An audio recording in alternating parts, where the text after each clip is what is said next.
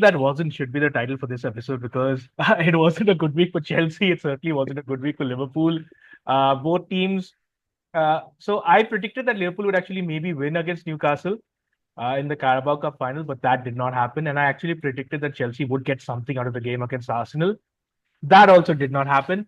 And the scary thing is that both teams put up dire performances. I mean, Yeah. we'll start with the Chelsea game first. I saw the first 10 minutes and we were exchanging messages.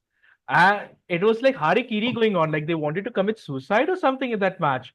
Yeah. Misspaced passes, giving the ball away to the opposition in the box. And somehow Robert Sanchez was keeping the ball out. I don't know what was going on. So, Rohit, you just start us off with the team selection because there were quite a few surprises. Sanchez being one of them. I think firstly, commiserations for losing the final, but this is like the first week where both of us are sad because our teams have played horrible. Normally, you're jubilant because Liverpool has been flying high, but this week, you've experienced a bit of what Chelsea fans experience every week, so that's kind of funny. Yeah, getting into the match, right? I think I've been watching Chelsea games, and that's why when you were saying that Chelsea players should be up for a fight and it's a derby. I knew none of that would happen because we have been dire, right? And there was nothing different that happened this time around. The biggest kind of shock probably happened before the game started because Cole Palmer was ruled out with a hamstring issue. I think he's undergoing scans. He's not going to the England squad, so hopefully it's not something serious, but he couldn't start. Even if he did, right, Cole Palmer has not been in the best of forms, but him just not being able to start takes off so much technical quality from our team that even retaining the ball becomes difficult. So I think Maresca came up with the solution of playing Enzo Fernandez in that number 10 role, which he's not obviously well suited for. Reece James tucked into midfield, which we've talked about a lot. I mean, he's a good footballer, right? But he's still not an elite midfielder, right? And his fitness is also not at elite levels. So I'm a little worried that he got picked for the England squad, to be honest with you, but that's a different discussion. And then we had Wes Fofana play as right back, right, which he did for a little bit in the previous game. The center back pairing was interesting, I think, because we put out two left-footed center backs, Levi Colville and Benoit Badiashile, who's recovered, right? I was a little surprised, right? Because if you have two left-footed players, right, it becomes hard for you to have that balance to retain possession, right? Because your angles become different, especially the left-footed center back who's playing on the right-hand side. His passing options uh, decrease substantially. And Tosin is somebody who's had a decent run. He's not the best, of course, but he's not bad. I was surprised at that, and that kind of played into it. You were talking about giving the ball away and like being horrible at least for the first 30 minutes. That played into it, right? Because Arsenal was pressing us high. Sanchez is always like a wreck when it comes out to somebody pressing him. And we had two left-footed center backs for some reason, right? Which is weird. And we played like a horrible first 30 minutes. There can be no excuse for that. Yeah. So I Uh, also wanted to talk about the refereeing decisions yeah. that went in that match. So I don't know what the referee was doing. I would say that Thomas Partey was a little lucky not to get booked early on for a high challenge, but then you guys were seriously lucky not to have Wesley Fofana sent off. I mean, Yeah. I don't know. I don't know what the strategy or what the discussion was between the defense before going to the match, but I think they just wanted to assault the Arsenal players. He was just kicking people, kicking lumps out of them. Was it? I think it was Fofana that stamped on Declan Rice also. I'm not Yeah. sure Yeah. if I Yeah. remember Yeah. that correctly. So You're right. uh, crazy, crazy stuff going on, and I don't know what VAR was doing in that game either. Yeah, Fofana didn't have the best game, which is expected, right? This is only his second game back from injury. He's had a stop-start career at Chelsea, right? And he's not a right back. So, I mean, it's basically, square holes, round pegs kind of a thing, right? And you could see the frustration there. Of course, he obviously stamped Rice, but then he gave away a lot of silly fouls as well, right? The other thing that kind of messed us up completely is our front, attacking lineup was toothless, right? We had Nkunku playing out on the left. He's not good at that. There was no intensity from him, right? We had Pedro Neto, who's so far done a good job at center forward deputizing, but this time around he came up against elite center backs, right? Saliba and Gabriel. a Pedro Neto is not going to succeed playing center forward against these two guys, right? It's a position that he's done decently well against lesser center backs, but not against the elites. That's an obvious one, and he had a pretty bad game. And we had Jadon Sancho, right? Again, pretty toothless because Jadon Sancho doesn't have like the pace or the cutting edge. It's not his fault. He's not that kind of a player, right? He always needs people around him to pass off and bounce passes and try and give a through ball, and that just wasn't an option, right? So basically, we were toothless. Midfield, Caicedo usually does have a good game, and he did. Enzo Fernandez didn't have a great game, but after 30 minutes, we just got back into the game a little bit, but getting back in playing the possession ball, that sleep-inducing possession ball, right?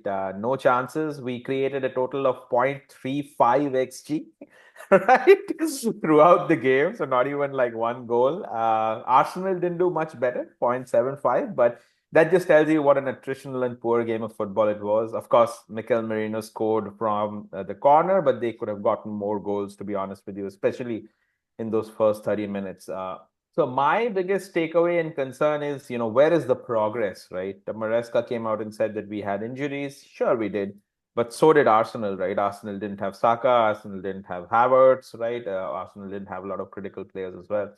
But the problem is playing this kind of possession ball, trying to just dominate possession and get like a weird, possession percentage at the end of the game doesn't give you anything, right? We haven't won against the top teams in the Premier League in God knows how long, right? People have figured out that there's no cutting edge threat. I don't know where we go from here, right? It's going to be interesting run in from now on, Adim, because I don't see us getting top four, maybe top five, but maybe not even that, right? Because Newcastle will get to them next, right? They're resurgent. Obviously, they won the League Cup now. Man City look pretty decent. Brighton look amazing, right? Oh They yeah. look like very incisive, and then Chelsea look toothless, right? We play Tottenham after the international break, but things don't bode that well. But we can only hope that after the international break we get back Nicholas Jackson, we get back Noni Madueke, and hopefully Cole Palmer is fine. So that's basically another chapter in the bleak season for Chelsea. Now Yeah, let's move on. no, Yeah. it's interesting because we discussed this last time also, that how you've regressed as a footballing team. Like, you guys were playing good football, and you said that it's maybe Pochettino's DNA being finally raised, and that's maybe something we can talk about Liverpool also. But at least Chelsea have a chance of playing in Europe next season. I think there was this Mhm. crazy possibility that the top 11 Premier League sides Yeah. play in Europe, and I think it's going to happen because of Newcastle winning the League Cup. So interesting to see. And yeah, now let's get into Liverpool's incredible performance against Newcastle, where we will wipe completely off the map, is what I would say. There was no threat. We did nothing, I think, for the first 80 minutes, 85 minutes. I think the first shot on target came from Curtis Jones, which was late in the second half. That also, he hit it straight at the goalkeeper, Nick Pope. You put up an interesting thing. Did you say that did Eddie Howe outfox Arne Slot? And Howe also said something similar. I don't know if it's true or not because there are so many fake Twitter accounts that they said, yeah, yeah, I don't want to get NBA sentalled, apparently. So there's apparently Howe said that, he didn't want to give away all his ideas in the loss that Newcastle had at Anfield when we beat them 2-0. Hmm. But the one thing that really was infuriating to me and all the Liverpool fans was that there was no drive, there was no passion, there was no aggression. It didn't feel like they were playing a cup final, which is a little shocking to say because you don't, like, for a professional footballer, you don't get many cup finals in your life, right? Like, you barely get them. Like, you get 5 cup finals in a league. I don't know what was going on. No player played well, at least from the starting 11. I think maybe Virgil van Dijk was okay-ish because he had to deal with everybody doing, like, being 2 out of 10s. I don't know what was going on. Newcastle's midfield completely overran us. The Bruno Guimaraes and Joe Linton bit, amazing. You could see, like, every tackle that Joe Linton won, he was getting up and cheering the crowd on. There was nothing like that from the Liverpool midfield. And uh, I would say partly the reason for this is that we played the same players time and time again. Another reason is we played a really intensive game against PSG, which went to 120 minutes, and we got knocked out of Europe. But credit has to be given to Newcastle for what they did. They had a game plan, they stuck to it. They were great. They were fully deserving of the win. I don't think any Liverpool player, a fan, can say that no, no, no, we should have won that game. There was no chance. Uh, this is, I don't know. It's a learning curve for Slot because we were talking about Liverpool maybe doing the double, maybe the treble. Uh, we've seen now for sure that there are gaping holes in this team. I think for the last month and a half, we have not been playing to the intensity we were playing in the first half of the season. You're seeing players drop off. Ryan Gravenberch has dropped off. I saw this weird stat: Diego Jota, Darwin Núñez, and Luis Diaz. They played the last 41 games that they have played. Right, they've scored one goal between them. Wow. You can't survive. Like Mohamed Salah has carried this team on his back in terms of the attack since day one. And this is the first game I think where he really had a terrible game. Even the PSG game, he had chance to score. This one he did nothing. I don't know what was going on. The ball went to him and he would pass it back. Maybe it's the month of Ramzan. I don't know because he does play during pass, but you can't make that as an excuse because the other players have to step up, and Mhm. that was the scary thing that these holes. If we did not have that 12-point lead at the top of the table and Arsenal stuttering a bit, I don't think we would have won the Premier League. Yeah, that would look scary. It's scary as to how everyone's just fallen off, and this is the other thing, right? As a Liverpool fan, I've been screaming about having more depth in the side. We need more players. We need more better attacking options. Midfield, obviously, I said we need a number six from day one. I said we need a quality left back from day one of this season and last season. We didn't get that. We saw how terrible the midfield was. The energy is gone from the legs. Szoboszlai, McAllister, Gravenberch, all dead. Curtis Jones, okay. Gakpo is coming back from an injury. Jota is coming back from an injury. Nunes is, I don't know. I don't know what to say about Nunes. And Salah. And the weirdest thing is that when the subs came on, right, you got Harvey Elliott, who's been shunted to the sidelines by Arne Slot for whatever reason. He was electric. He was the reason why we looked like we could get something from this game, and we did get a goal because of his pass to Federico Chiesa, who's another player who's been shunted out. Like I know that they played against Plymouth and they were terrible, but it's so strange that Arne Slot, we were talking about this great tactician and he knows how to keep the players fit and all. We're in March and the players are basically died, like their legs are gone. So this is something that we need to work with, and we keep hearing time and time again that it's going to be a big summer for Liverpool again, and there's going to be a war chest.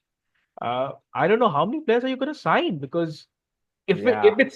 if this is the situation, I say we need two good midfielders at least. We need two at least attackers. We need two defenders, maybe a centre back, and Trent's probably leaving. Virgil van Dijk's talking to PSG. Mohamed Salah, I don't know what's going to happen. So it's a huge summer for Liverpool. Yeah, I think you made some very good points. Just to kind of round out the discussion about the game itself, I was looking at the statistics, right? Couple of them stood out to me, right? Obviously, you already touched upon it, but Newcastle out-dueled Liverpool, right? If we look at the percentage of duels won, Newcastle won 58% compared to 42 of Liverpool, I and think it's that's even more I think stark when no, it no, no. comes I to think the that's a aerial higher duels. number. Yeah, I think that's a higher number because yeah. they should have won a lot more. I don't know what duels we Yeah. won because I can't remember us winning a duel. So that the interesting thing again is like the aerial duel percentage is probably more aligned to what you're talking about. Newcastle won 68% of the aerial Yeah. duels compared to 32, right?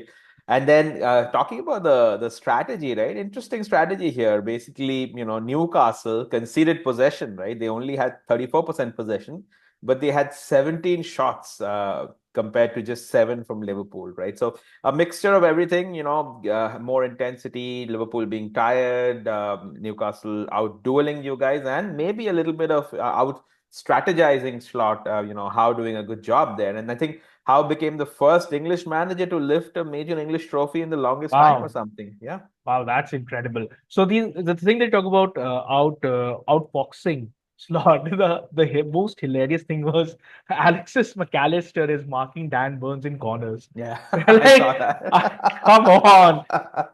Oh, God. Anybody, like anyone who knows football will know that this is like a recipe made for disaster. Yeah. And it cost us because I remember the commentators, I don't remember who it was. He was saying this like two corners, it's McAllister versus Burns. It's never going to work out. And it didn't. Mm. And you would see that and you would say that, okay, let's get Van Dijk to mark burn. I know all teams now deploy this hybrid man marking and zonal systems when it comes to defending corners, which is fine. But when you see something as blatant as what's going to happen with, it's basically like he's going to dunk on MacAllister, you got to Yeah. make the change. But yeah, again, kudos to Newcastle for doing what they did. And we also saw, like, there's so many talking points from Liverpool, right? So I'll give you another talking point. I think since 2022, we've been in 4 or 5 major cup finals, and we've scored just one goal from open play. Hmm. I think that's the goal that Chiesa scored. Oh, interesting. So if you go back to, like in the League Cups against Chelsea, Van Dijk, he scored from a corner. Yeah. A couple of seasons back, also, I think when we met, it was again from a corner or something like that. So Yeah. Yeah. there is this thing that, maybe we freeze up in finals. And Hmm. then I cast my mind back to all the finals that I've watched while we were also under Jurgen Klopp. And I can't remember for the life of me where one final where we have dominated the side and won. So we dominated Real Madrid in that Champions League final 2 or 3 seasons ago. But Thibaut Courtois pulled off, like, I don't know, he prayed to the dark Yeah. gods or whatever and I remember that. got them the win, Real Madrid. But then I remember the Super Cup win we had over Chelsea. If you remember, Yeah. it was a back and forth game. We didn't dominate you guys. In fact, all the League Cup final games I remember, especially the first one that we won, I think it was Mason Mount and Romelu Lukaku. You guys had the ball in Yeah. the back of the net so many times, and for Yeah. Yeah. every Yeah. single chance, Offside. Yeah. offside by single centimeters. So Yeah. Millimeters. Yep. Yep. yeah, so I can't remember one final under Klopp and now under Slot. Okay, Slot's a little too early in his career to say that, but we just don't dominate teams, even if we might be, favorites under the tag. Like even the Champions League win against Tottenham, we didn't dominate them. Yeah, we scored the Mhm. 2 goals, but it was a very drab affair. So that's another talking point. I mean, maybe it's nerves, maybe it's something else, but Possible.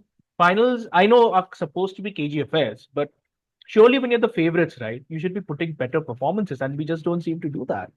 Agreed, agreed, agreed. And especially with the form that you guys had coming into this horrible week.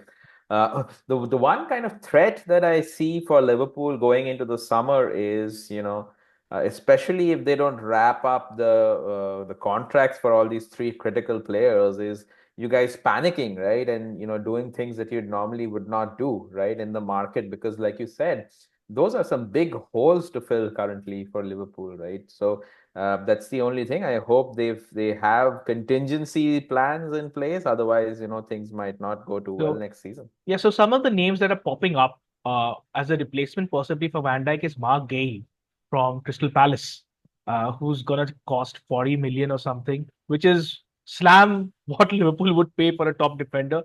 And see, the thing with Liverpool is under Richard Hughes is that they will have a list of targets. The problem that I see with them is that even if you have a list of targets, you cannot replace people like Van Dijk, Trent, and now Salah, because if you're going to pay 100 Yeah. million to replace them, I just don't understand. And I'm circling back. So maybe this discussion is coming up simply because Liverpool lost those 2 games and they're out of the competitions, and now the negative talk is back. But It's a valid discussion though. yeah, that's what I'm saying. That how can such a club, top of the Premier League, doing well in the Champions League at that time, not have wrapped these deals up? How is it possible that a club like Liverpool does not have the money to keep 3 of its greatest players? Van Dijk is possibly the greatest centre back we've seen in the Premier League, certainly the greatest Premier League centre back in Liverpool's history. Mohamed Salah is a Premier League great. I think he might be considered as the best Premier League player of all time. And Trent Alexander-Arnold is a generational talent. He's 25. He's a Liverpool And player born and not bred. just that, the Trent Alexander-Arnold thing, right? The fascinating thing that I saw a statistic that the most creative output from the Liverpool team is through Trent, right? Yeah. So he's such an important cog in your wheel. Yeah, So he sees things that other players don't, and he can execute exactly. those passes. So we saw Yeah. Wansa as a right back. He's a centre back. He's playing as a right back, and he can't make those diagonal passes. Bradley is obviously a great talent, but he's not a Trent. And you saw that when the midfield is shut out from the game, we need somebody like a Trent doing those things that he does, and we do not Mm. have that. So it's a very scary proposition. And you rightly said that if you don't sign two of the guys at least, it's going to be difficult for us because these are generational players that we are willing to let go over, I would say, what, 100,000 extra pounds a week. Like Salah would Yep. maybe get 300,000, you make it 400,000, and you're not going to give him that. That's what, 100,000, 400,000. That's 5 million. What's 5 million for a club like Liverpool? I'm baffled that this is still going on, and we still hear talks about Van Dijk not knowing where he's going to go, Salah not knowing where he's going to go. And no matter how professional you are, this will play in the back of your head. Like, Absolutely. like we have jobs, right? And we know that we have contracts. You might have contracts. I might have a contract. And I know that, okay, this month is coming up and I will have to talk about a future contract, 2 years, 3 years, whatever it is. For a footballer, your contract is only for 5 years.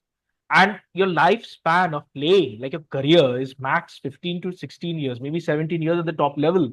So you would want to maximize what you make, right? I mean, if PSG is going to come in and say, Van Dijk, you're going to make 80 million a year, why would you not take that? If a Saudi club tells to Salah that you're going to make 100 million a year, why would you not take that? So so I have a very, like, there is a possibility that the fans will turn on FSG if, I don't know, if at least two of those guys are not there. And that has not happened by the fans. So the fans had turned on Gillette and Hicks a long time back. There is a very good possibility this can happen because we've seen nothing from Richard Hughes since he's come in. He doesn't speak to the media. He never says anything. Michael Edwards never did. So I have no idea what's going on at that club, and it's scary. Well, I mean, I think on that slightly somber note, we'll probably end the podcast, and hopefully after the international break, we'll have a lot more positive things to talk about. What positive? Uh, We're gonna play Everton, man. It's gonna well, be I know crazy. one positive thing that I can't disclose, but yeah, we'll talk about that later. Yeah, yeah. Yeah, so I think thank you everybody for listening to our podcast. Again, please like, share, subscribe, comment. Let us know. Let us know if our opinions are shit. Let us know whether you agree with us. We'd love to hear from you guys. And with that, of course, we have the international break. There might be some interesting matches, but we'll see you guys soon. And thank you for watching. Bye bye. Bye bye.